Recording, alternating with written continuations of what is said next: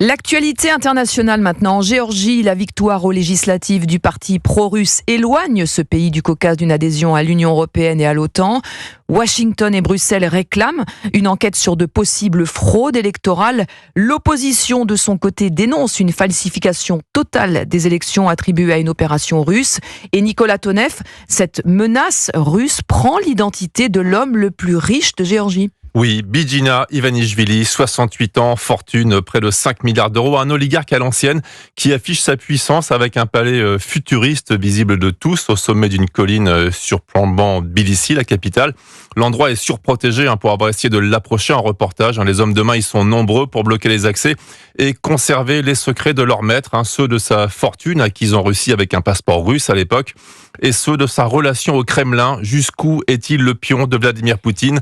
Toutes ces méthodes sont calquées sur celles de la Russie, création d'un parti, le Rêve géorgien, qui est désigné vainqueur des élections, la loi sur les agents de l'étranger pour éliminer les ONG, la contre-vérité en affirmant qu'il veut faire rentrer son pays dans l'UE, et cette incroyable idée, soutenir que l'interdiction des partis d'opposition renforcerait la démocratie. Alors, Bidzina Ivanishvili est lui aussi tenu par Moscou, de par son passé, devenu trop rapidement milliardaire dans la Russie sans loi des années 90-2000.